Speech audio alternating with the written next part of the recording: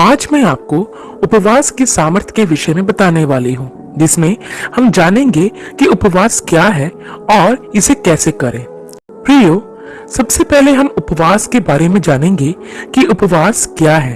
तो प्रियो, मैं आपको बता दूं कि बाइबल के अनुसार उपवास एक ऐसा पवित्र समय है जिसमें मसीही भोजन या अन्य सुख से दूर रहते हैं और समय निकालकर परमेश्वर पर ध्यान केंद्रित करते हैं। लेकिन प्रियो, सिर्फ भोजन को छोड़ना ही काफी नहीं है। जब हम उपवास करते हैं तो भोजन को छोड़ने के साथ साथ हमें ज्यादा से ज्यादा समय परमेश्वर की संगति और उपस्थिति में बिताना जरूरी है, जैसे प्रार्थना करना और वचन पर मनन करना। प्रियो, कई लोग उपवास तो करते हैं लेकिन वह प्रार्थना करने और वचन पढ़ने में उतना समय नहीं दे पाते जितना उन्हें देना चाहिए। यदि आप उपवास रख रहे हैं और बाइबल नहीं पढ़ रहे, प्रार्थना नहीं कर रहे हैं, तो फिर आपका उपवास करना व्यर्थ है, क्योंकि उपवास का मतलब ही है परमेश्वर की उपस्थिति में जाना। आप दिन भर खाना ना खाकर और दुआ प्रार्थना ना करके यह नहीं कह सकते कि आपने उपवास रखा है। यह आपका उपवास नहीं, यह आपकी डाइटिंग है, क्योंकि उपवास में परमेश्वर के साथ समय बिताना बहुत जरूरी है। कई लोग ऐसे होते हैं जो उपवास के समय भोजन का तो त्याग कर देते हैं, लेकिन पाप और बुराई का त्याग नहीं करते। मैंने ऐसे लोगों को देखा है जो उपवास के दौरान चिकन मटन खाना छोड़ देते हैं, लेकिन मुंह से गालियां बकना, चुगली करना और तरह तरह के पाप करना नहीं छोड़ते। प्रियो, उपवास का मतलब यह नहीं कि आप सिर्फ खाना छोड़े, बल्कि आपको दुनिया की बुराइयों से भी अपने आप को अलग रखना है, ताकि आप पूरी शुद्धता और पवित्रता के साथ परमेश्वर की उपस्थिति में समय बिता सको। इसके साथ ही मैं यह भी बताना चाहती हूँ प्रियो, कि कई लोग सिर्फ उपवास के ही दिन ऐसा सोचते हैं कि आज मेरा उपवास है, मैं पाप नहीं करूंगा। और कुछ लोग तो ऐसे भी होते हैं जो उपवास के दिनों में बीड़ी सिगरेट पीना, गुटखा खाना और शराब पीना छोड़ देते हैं, लेकिन जैसे ही उपवास या उपवास के दिन समाप्त होते हैं, वे फिर से इन सब व्यसनों को लेना शुरू कर देते हैं और उपवास समाप्त होने के बाद फिर से पाप करने लगते हैं। प्रियो, यदि ऐसा उपवास आप रखते हैं तो यह बिल्कुल व्यर्थ है और ऐसा करके आप कभी भी परमेश्वर के अनुग्रह और उसकी दया को प्राप्त नहीं कर सकेंगे। इसलिए यह जरूरी है कि सिर्फ उपवास के दौरान ही नहीं, आपको हर समय हर प्रकार के व्यसन और बुराइयों से दूर रहना है। हाँ, यदि आप इन सब चीजों से छुटकारा पाने के लिए उपवास रखते हैं तो यह बहुत अच्छी बात है, क्योंकि बाइबल में ऐसे कई उदाहरण हैं जिन्होंने अपने पापों से मन फिराने के लिए उपवास के साथ पश्चाताप की प्रार्थना की और परमेश्वर ने उन पर दया करके उन्हें क्षमा भी किया। तो प्रियो, आप समझ ही गए होंगे कि उपवास क्या है। अब कई लोगों के मन में यह भी सवाल आता है कि क्या उपवास रखना जरूरी है? तो मैं आपको बताना चाहती हूँ कि एक विश्वासी के लिए यह बहुत जरूरी है। लूका रचित सुसमाचार और उसके 5 अध्याय और उसके 34 और 35 वचन में हम यह देखते हैं कि लोग प्रभु यीशु मसीह के पास आकर पूछते हैं कि यूहन्ना के चेले और फरीसी तो उपवास रखते हैं, परंतु तेरे चेले ऐसा क्यों नहीं करते? तब प्रभु यीशु मसीह उनसे कहते हैं, क्या तुम बरातियों से जब तक दूल्हा उनके साथ रहे उपवास करवा सकते हो? परंतु वे दिन आएंगे जिनमें दूल्हा उनसे अलग किया जाएगा, तब वे उपवास रखेंगे। प्रियो, प्रभु यीशु मसीह यहाँ पर कह रहे हैं कि दूल्हे के अलग किए जाने के पश्चात उपवास किया जाएगा और दूल्हा अलग किया जा चुका है। अब ही वह समय है कि हम उपवास में रहें, क्योंकि प्रभु की भी यही इच्छा है कि हम ज्यादा से ज्यादा समय उपवास और प्रार्थना में बिताएं। प्रियो, इन अंतिम दिनों में जबकि प्रभु का आगमन बहुत निकट है, हमारे लिए यह बहुत जरूरी है कि हम अपने आप को प्रभु के लिए तैयार कर सके और उपवास प्रार्थना एक बहुत अच्छा माध्यम है। प्रियो, अब हम जानेंगे कि उपवास कैसे रखा जाए। इसके लिए बाइबल से मत्ती रचित सुसमाचार और उसके 6 अध्याय के 16 से 18 वचन को देखेंगे, जहां पर ऐसा लिखा हुआ है कि जब तुम उपवास करो तो कपटियों के समान तुम्हारे मुंह पर उदासी ना छाई रहे, क्योंकि वह अपना मुंह बनाए रहते हैं ताकि लोग उन्हें उपवासी जाने। मैं तुमसे सच कहता हूं कि वे अपना प्रतिफल पा चुके। परंतु जब तू उपवास करे तो अपने सिर पर तेल मल और मुंह धो, ताकि लोग नहीं परंतु तेरा पिता जो गुप्त में है तुझे उपवासी जाने। इस दशा में तेरा पिता जो गुप्त में दिखता है तुझे प्रतिफल देगा।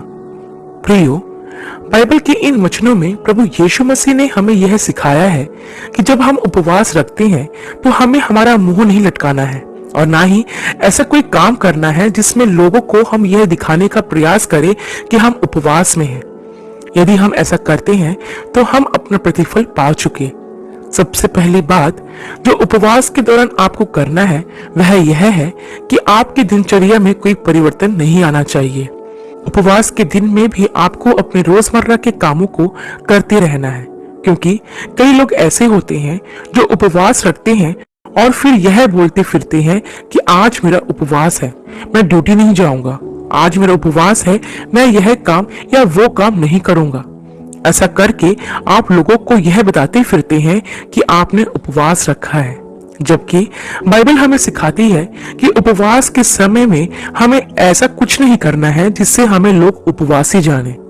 उपवास के दौरान हमारे चेहरे पर कमजोरी, थकावट या उदासी का भाव ही नहीं दिखना चाहिए, क्योंकि हमारे आव भाव से भी प्रकट नहीं होने देना है कि हमने उपवास रखा है। हाँ प्रियो, यदि परिस्थितियां कुछ ऐसी हो जिसमें हमें स्वयं यह बताना पड़े कि हमारा उपवास है तो यह बात अलग है, लेकिन हमें इसका ढिंढोरा नहीं पीटना है। हमें यह गाते नहीं फिरना है कि हमने उपवास रखा है, क्योंकि ऐसा करके हम परमेश्वर से कोई प्रतिफल प्राप्त नहीं कर सकते। हमारा चेहरा उपवास के दिन में भी खिला हुआ रहना चाहिए। हमारे चेहरे पर वही मुस्कुराहट रहना चाहिए जो बाकी समय में रहती है, ताकि लोग नहीं लेकिन हमारा स्वर्गीय पिता हमें उपवासी जाने और हम उसकी ओर से प्रतिफल पा सके। इसके साथ ही प्रियो, मैं बताना चाहती हूँ कि जब हम उपवास रखते हैं तो उस समय हमें अपने आप को दीन करना जरूरी है, क्योंकि यशायाह नबी की पुस्तक के 58 अध्याय के 5 वचन में लिखा है कि जिस उपवास से मैं प्रसन्न होता हूँ, अर्थात जिसमें मनुष्य स्वयं को दीन करे। क्या तुम इस प्रकार करते हो? इस वचन में परमेश्वर हमसे कहना चाहते हैं और हमसे पूछ रहे हैं कि क्या उपवास के दिन हम अपने आप को खाली करते हैं, क्योंकि उपवास के दिन में हमारा पेट तो सुबह से शाम तक खाली जरूर रहता है, लेकिन हमारा मन खाली नहीं रहता। हमारे मन में और विचारों में कई सारी बातें चलती रहती हैं। बहुत सी बातों का घमंड या अहंकार हमारे जीवन में बना रहता है। परमेश्वर चाहते हैं कि हम उन सब बातों को दिल और दिमाग से निकाल दें। हम अपने आप को पूरी तरह से खाली करें। हम चाहे कितने ही बड़े पद पर क्यों ना बैठे हों और चाहे हम कितने ही बड़े अधिकारी क्यों ना हों, जब हम परमेश्वर के सामने आते हैं तो हमें अपनी क्षणभंगुरता को स्वीकारना है। हमें यह मान लेना चाहिए कि हम कुछ भी नहीं है। परमेश्वर के सामने हम शून्य हैं और वही सब कुछ है। इसलिए मत्ती रचित सुसमाचार और उसके 5 अध्याय के 3 वचन में लिखा है कि धन्य है वे जो मन के दीन है, क्योंकि स्वर्ग का राज्य उन्हीं का है। तथा याकूब की पत्री और उसके 4 अध्याय के 10वें वचन में लिखा है कि प्रभु के सामने दीन बनो तो वह तुम्हें शिरोमणि बनाएगा। प्रियो, प्रभु हमसे कुछ नहीं चाहते, बस वह यह चाहते हैं कि हम उसके सामने दीन बन जाएं, अर्थात आत्मा में गरीब बन जाएं, ताकि हम अपने आप को नकारते हुए परमेश्वर की संप्रभुता और उसके अधिकार को स्वीकार कर सके। इसलिए प्रियो, यह ध्यान रखें कि उपवास के समय पेट नहीं बल्कि मन का खाली होना बहुत ज्यादा जरूरी है।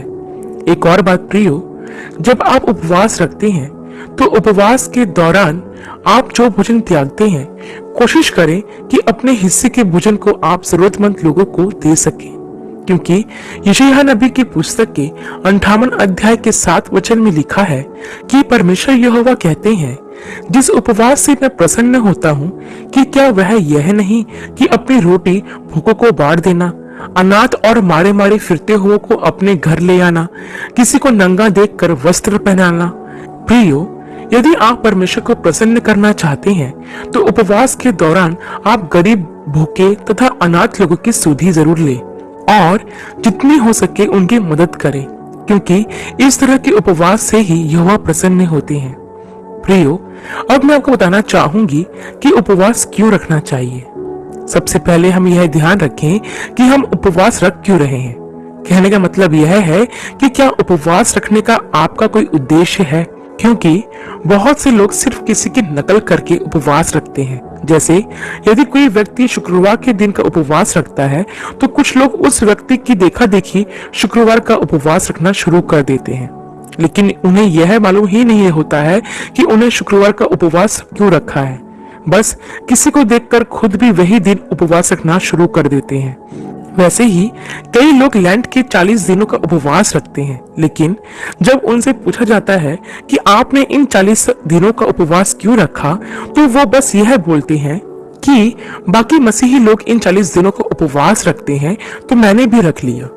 प्रियो, एक बात ध्यान रखें कि आपको किसी परंपरा का पालन नहीं करना है और ना ही आपको कोई प्रथा निभाना है।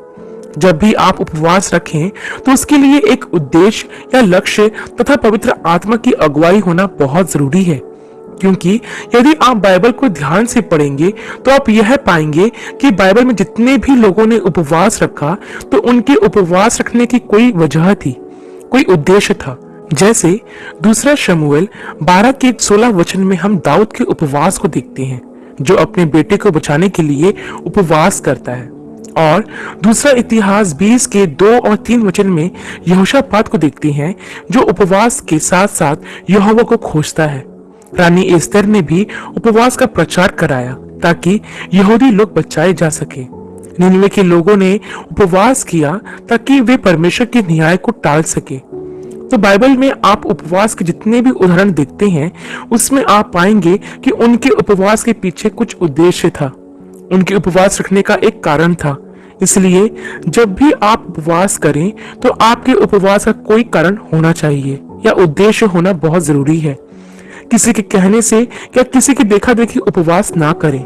यदि परमेश्वर का आत्मा आपको अगुवाई देता है तो ही आप उपवास रखें, फिर चाहे आप उसे 40 दिन का रखें, 21 दिन का रखें, 7 दिन का रखें या फिर 3 या 1 दिन का रखें, लेकिन आपके उपवास का उद्देश्य होना बहुत जरूरी है।